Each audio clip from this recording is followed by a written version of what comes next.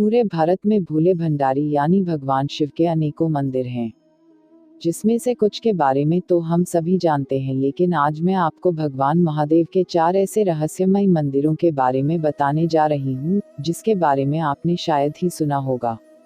तो चलिए शुरू करते हैं। स्तंभेश्वर महादेव मंदिर। यह मंदिर अरब सागर के बीच कैम्बे तट पर स्थित है। 150 पहले खोजे गए इस मंदिर का उल्लेख महाशिव पुराण के रुद्र संहिता में मिलता है। इस मंदिर के शिवलिंग का आकार 4 फुट ऊंचा और 2 फुट के व्यास वाला है। स्तंभेश्वर महादेव का यह मंदिर सुबह और शाम दिन में 2 बार पल भर के लिए गायब हो जाता है और कुछ देर बाद उसी जगह पर वापस भी आ जाता है, जिसका कारण अरब सागर में उठाने वाले ज्वार और भांटा को बताया जाता है, जिस कारण श्रद्धालु मंदिर के शिवलिंग का दर्शन तभी कर सकते हैं जब समुद्र की लहरें पूरी तरह शांत हो। ज्वार के समय शिवलिंग पूरी तरह से जलमग्न हो जाता है। यह प्रक्रिया प्राचीन समय से ही चली आ रही है। यहाँ आने वाले सभी श्रद्धालु को एक खास पर्चे बांटे जाते हैं, जिनमें ज्वार भांटा आने का समय लिखा होता है। ऐसा इसलिए किया जाता है ताकि यहाँ आने वाले श्रद्धालुओं को परेशानी का सामना न करना पड़े। निष्कलंक महादेव। यह मंदिर गुजरात के भावनगर में कोलियाक तट से 3 किलोमीटर अंदर अरब सागर में स्थिर है। रोज अरब सागर की लहरें यहाँ के शिवलिंगों का जलाभिषेक करती है। लोग पैदल चलकर ही इस मंदिर में दर्शन करने जाते हैं। इसके लिए उन्हें ज्वार उतरने का इंतजार करना पड़ता है।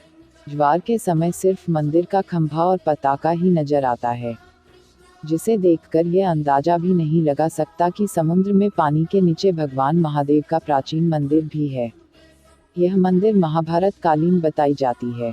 ऐसा मान जाता है कि महाभारत युद्ध में पांडवों ने कौरवों का वध कर युद्ध जीता, पर युद्ध समाप्ति के बाद पांडवों को ज्ञात हुआ कि उसने अपने ही सगे संबंधियों की हत्या कर महापाप किया है। इस महापाप से छुटकारा पाने के लिए पांडव भगवान श्री कृष्ण के पास गए, जहां श्री कृष्ण ने पांडवों को पाप से मुक्ति के लिए एक काला ध्वजा और एक काली गाय सौंपी और पांडवों को गाय का अनुसरण करने को कहा और कहा कि जब गाय और ध्वजे का रंग काले से सफेद हो जाए तो समझ लेना कि तुम सबको पाप से मुक्ति मिल गई है। साथ ही श्री कृष्ण ने पांडवों से यह भी कहा कि जिस जगह ये चमत्कार होगा वहीं पर तुम भगवान शिव की तपस्या भी करना। पांचों भाई भगवान श्री कृष्ण के कहे अनुसार काली ध्वजा हाथ में लिए काली गाय पीछे पीछे चलने लगे। इसी क्रम में वो सब कई दिनों तक अलग अलग जगह पर गए, लेकिन गाय और ध्वजा का रंग नहीं बदला। पर जब वो वर्तमान गुजरात में स्थित कोलियाक तट पर पहुंचे तो गाय और ध्वजा का रंग सफेद हो गया। इससे पांचों पांडव भाई बड़े खुश हुए और वहीं पर भगवान शिव का ध्यान करते हुए तपस्या करने लगे। भगवान भोलेनाथ उनके तपस्या से खुश हुए और पांचों पांडव को लिंग रूप में अलग अलग दर्शन दिए। वही पांचों शिवलिंग अभी भी वही स्थित है। पांचों शिवलिंग के सामने नंदी की प्रतिमा भी है। पांचों शिवलिंग एक वर्गाकार चबूतरे पर बने हुए हैं तथा यह कोलियाक समुद्र तट से पूर्व की ओर 3 किलोमीटर अंदर अरब सागर में स्थित है। इस चबूतरे पर एक छोटा सा पानी का तालाब भी है, जिसे पांडव तालाब कहते हैं।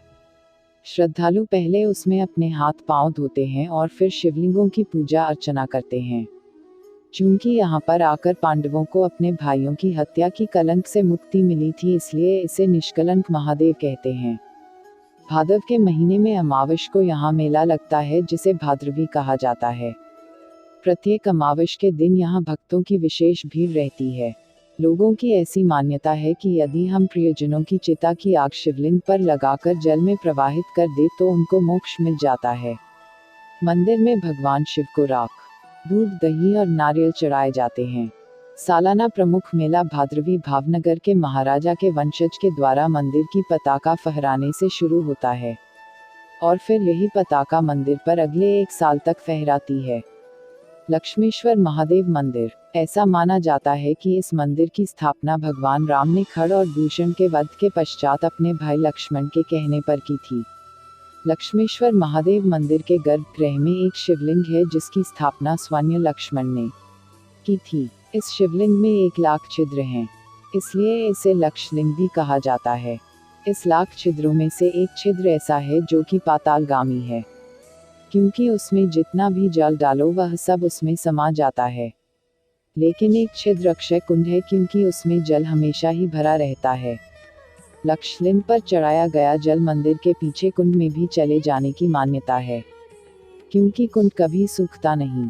लक्षलिंग जमीन से करीब 30 फीट ऊपर है और इसे स्वयंभू लिंग भी माना जाता है। बिजली महादेव मंदिर भगवान शिव के अनेकों अद्भुत मंदिरों में से एक है हिमाचल प्रदेश के कुल्लू में स्थित बिजली महादेव मंदिर। कुल्लू का पूरा इतिहास बिजली से जुड़ा हुआ है। कुल्लू शहर में व्यास और पार्वती नदी के संगम के पास एक ऊंचे पर्वत पर बिजली महादेव का प्राचीन मंदिर है। पूरी कुल्लू घाटी में ऐसी मान्यता है कि ये घाटी ही एक विशालकाय सांप का रूप है। इस सांप का वध भगवान शिव ने किया था। जिस स्थान पर मंदिर है वहां शिवलिंग पर हर 12 वर्ष बाद आकाश से भयानक बिजली गिरती है। बिजली गिरने से मंदिर का शिवलिंग खंडित हो जाता है। यहाँ के पुजारी खंडित शिवलिंग के टुकड़े को एकत्रित कर मक्खन के साथ इसे जोड़ देते हैं। कुछ समय बाद ही शिवलिंग ठोस रूप में परिवर्तित हो जाता है। इस शिवलिंग पर हर 12 साल में बिजली क्यों गिरती है?